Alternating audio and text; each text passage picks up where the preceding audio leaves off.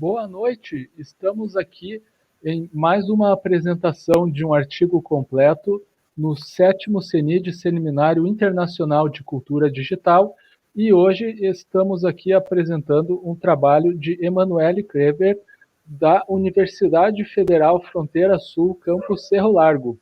Emanuele, é contigo. Olá, eu me chamo Emanuele Krever, eu sou acadêmica do curso de Letras da Universidade Federal da Fronteira Sul, campus Cerro Largo, e hoje venho apresentar um trabalho desenvolvido em conjunto com os meus orientadores Angelise Fagundes e Marcos Fontana. Esse trabalho se intitula Aplicativo Era, uma estratégia para aprendizagem de vocabulário de línguas adicionais com o uso de realidade aumentada. Então, nesse trabalho, a gente vai falar um pouquinho a respeito do aplicativo que a gente desenvolveu e que se intitula Era.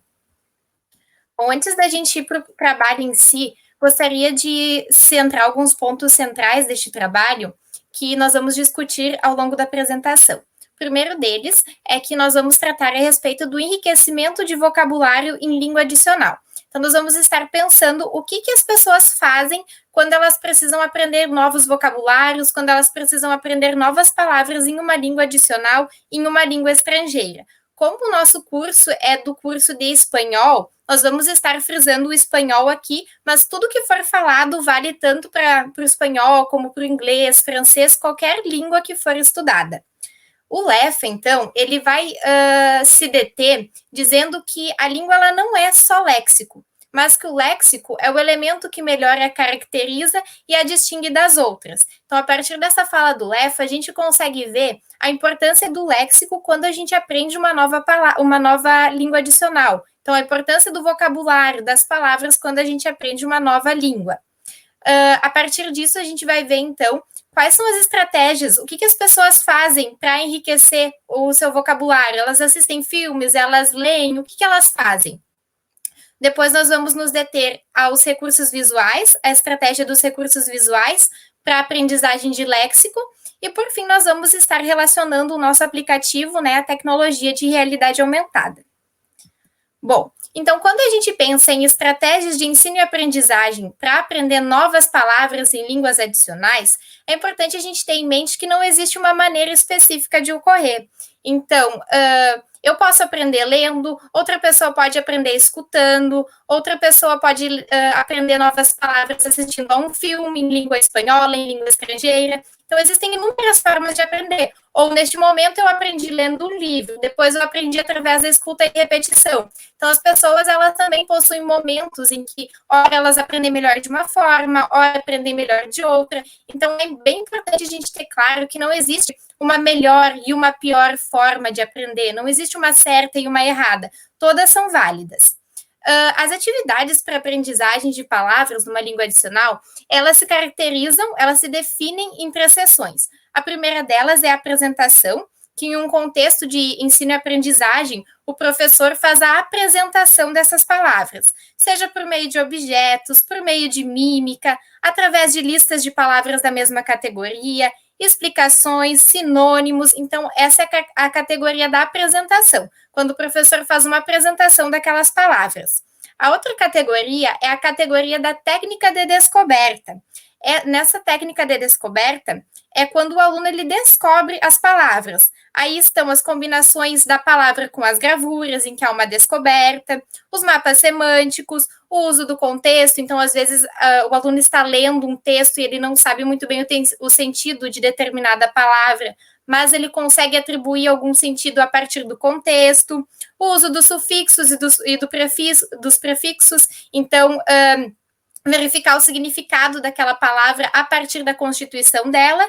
E, por último, é a categoria da prática, que é quando o aluno ele aprende, né, praticando. Um exemplo de atividade, então, é aquele quando a gente propõe vocabulários que normalmente são confundidos, atividades para colocar as palavras em ordens. Essas são algumas atividades nessa categoria da descoberta e da prática.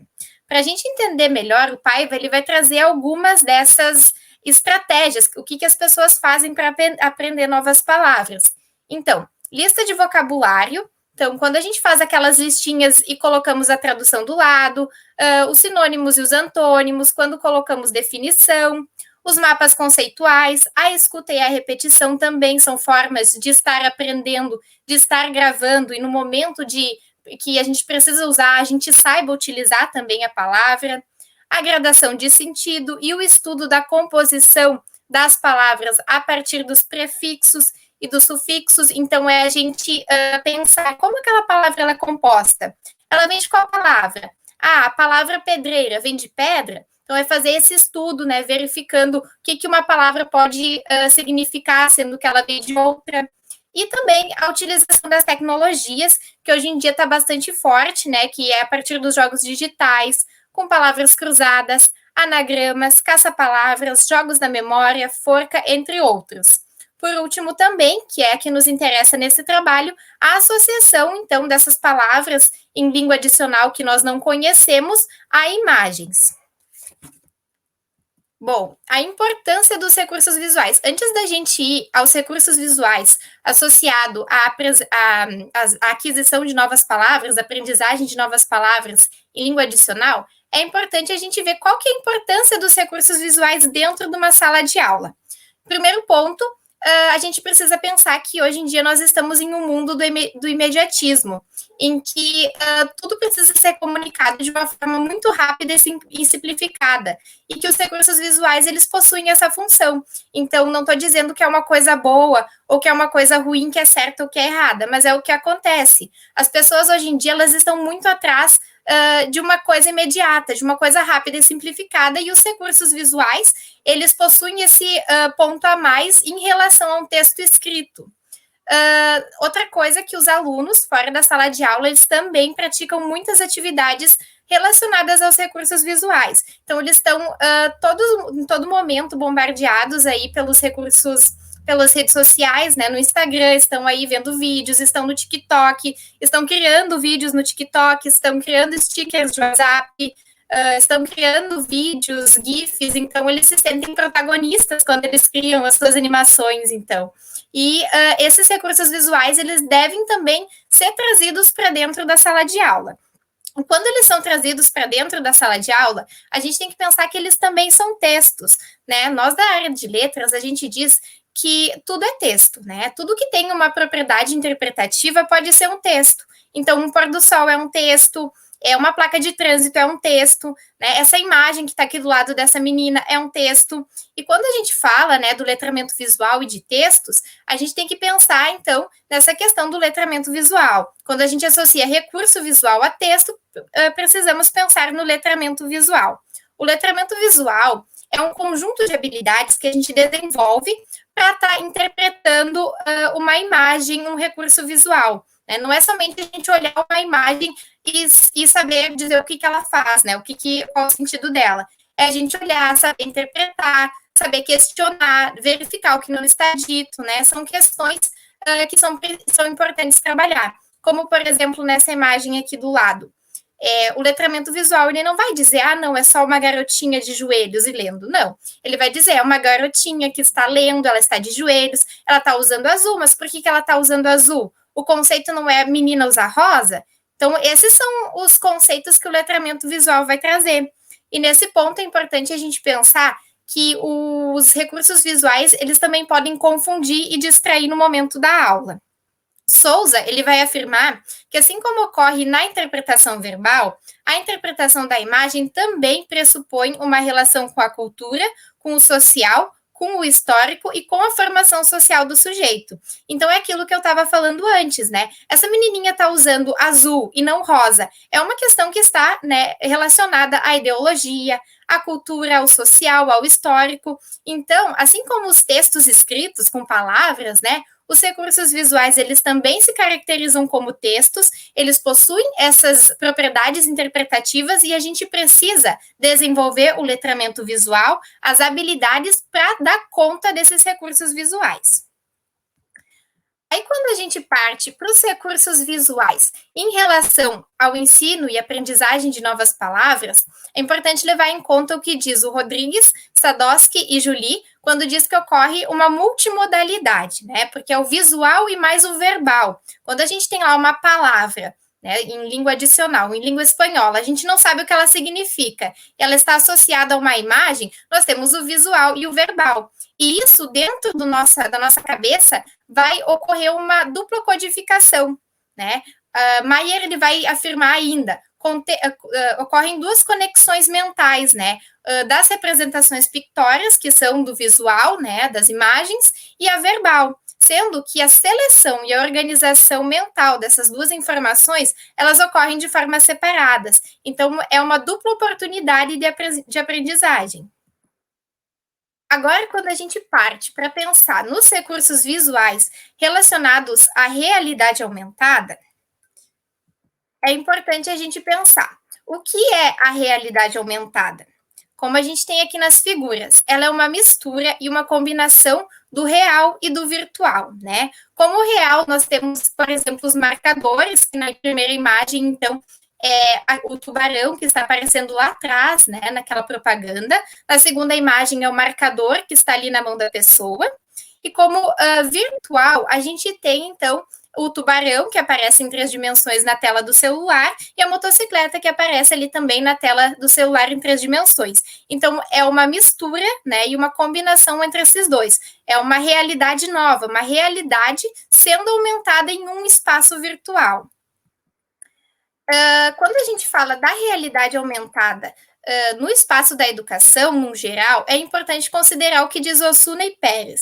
Então, a sua importância na educação deriva das possibilidades que nos oferece essa tecnologia para enriquecer a informação que se apresenta, proporcionando uma combinação de informação digital e física em tempo real, por meio de distintos suportes, como os tablets, os smartphones, para criar com isso uma realidade nova. Então, aqui no cantinho a gente tem uma imagem da geometria lá no estudo da matemática. Então, ali a gente tem uma combinação do real e do virtual. Então, é uma combinação daquele marcador que está num papel, num espaço físico, né? E ali a geometria, né? Aquela imagem ali em 3D, em 3 dimensões, que aparece no virtual, no celular. Essa ferramenta de realidade aumentada, dentro da educação, ela é muito positiva, porque ela pode ser manuseada com as próprias mãos, porque ela gera interação no momento em que o aluno ele precisa ir em busca daquilo que é desconhecido a ele, né? Ele vê ali um marcador no material dele e ele precisa pegar o celular e se mobilizar indo ao encontro daquilo que ele desconhece. Isso vai gerar uma interação e, consequentemente, uma motivação, vai tornar o aluno mais ativo, né? Porque ele não vai mais ficar pedindo para a professora o que é isso, o que é aquilo, né? Ele vai ter que buscar essa informação que ele desconhece. E, além disso, outro ponto positivo é que pode ser acessado em qualquer tempo e em qualquer lugar. Agora vamos falar um pouquinho a respeito do nosso aplicativo, então, que nós intitulamos de ERA, que significa Espanhol Realidade Aumentada. O intuito principal desse aplicativo é traduzir palavras da língua espanhola para a partir dessas imagens em 3D, que nós temos uma imagem que facilita um pouco a compreensão. Por exemplo, um aluno está lendo um texto em língua espanhola e ele não sabe o que é uma determinada palavra. Por exemplo, a palavra ducha. Aí no cantinho do texto dele vai ter esse marcador aqui, que é a primeira imagem. Ele vai pegar o celular dele, ele vai abrir o nosso aplicativo ERA e ele vai digitalizar, então, essa imagem e vai aparecer na tela do celular dele a tradução por meio de uma imagem, né, real aumentada, por meio de uma imagem em 3D, que nesse caso aqui é o chuveiro. Ducha em espanhol significa chuveiro. Essa é a funcionalidade do aplicativo. Aqui nós temos um outro exemplo, que seria el váter inodoro, que significa vaso sanitário em língua espanhola.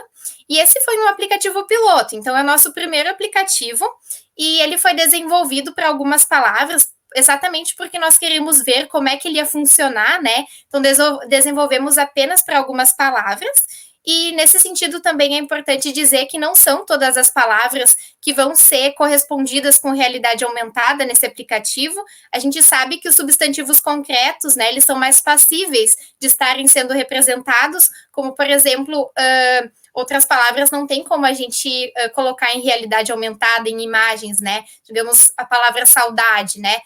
Não tem uma representação para isso. Então, por isso, os substantivos concretos, eles são os mais indicados para esse tipo de ferramenta. ela é positiva no momento em que o aluno ele vai estar acessando uma informação de forma diferente, como já foi dito, ele vai ter que ser ativo em busca dessa palavra que ele não conhece no texto dele. Esse aplicativo, então, ele pode ser alimentado por novos elementos a qualquer momento, inclusive o nosso objetivo, né, tá procurando novos textos, dotando novos textos de realidade aumentada, e essa ferramenta ela ainda não está disponível para público, porque exatamente estamos nessa fase final de teste, no momento em que a gente tiver conseguido desenvolver mais elementos para ela, a gente consegue estar compartilhando também para um acesso público. Considerações finais, então. Como eu já disse, as estratégias para aprendizagem de novas línguas adicionais, elas, de novas palavras e línguas adicionais, elas não existem forma certa ou forma errada, né? Não existe melhor ou pior, todas devem ser válidas, né? É necessário oportunizar o acesso a todas. Essa daqui, ela é mais uma ferramenta, né? A gente espera que ela seja uma ferramenta bastante significativa para os alunos, né? Mas que ela não é a única, não que a gente vai esquecer as outras estratégias e essa aqui é a melhor. Não é isso. Ela é mais uma ferramenta e a gente espera que seja uma ferramenta a qual os alunos possam recorrer no momento de dúvida. O aluno ele pode se utilizar, então, de várias ferramentas, de várias estratégias, e essa estratégia, então, como defende o Procópio, ela, como a gente também já falou antes, né, ela promove um duplo armazenamento. Então, é o linguístico e o visual, e nesse momento são acionados dois sistemas mentais. Então, é uma dupla oportunidade de aprendizagem daquelas palavras desconhecidas. Vale ressaltar também que esse aplicativo ele foi desenvolvido a partir da plataforma Unity, com o suporte do Vuforia, né, a qual a gente precisa desenvolver uma licença. O Unity é uma plataforma que a gente pode estar desenvolvendo várias aplicações em 3D, inclusive jogos, né, mas foi uma tarefa bastante complicada, uma vez que eu sou uma estudante da graduação, né, uma professora da área de letras e informação, e eu não tenho muito conhecimento computacional, mas a gente fez bastante pesquisa e a gente conseguiu desenvolver esse aplicativo piloto. Por fim, então, gostaria de dizer que cabe ao professor oportunizar aos seus alunos diferentes formas de aprender, então, diferentes estratégias, mostrar para ele que ele pode estar aprendendo de diversas formas, novas palavras em língua adicional, e isso é muito importante, né, porque uma vez que o aluno ele também possui a sua subjetividade de aprender, né, o professor precisa mostrar a ele que existem as diversidades. Aqui nós temos, então, as referências do artigo, né, que foi publicado, e também dos slides. E é isso, eu agradeço a atenção, muito obrigada. Obrigado, Emanuele.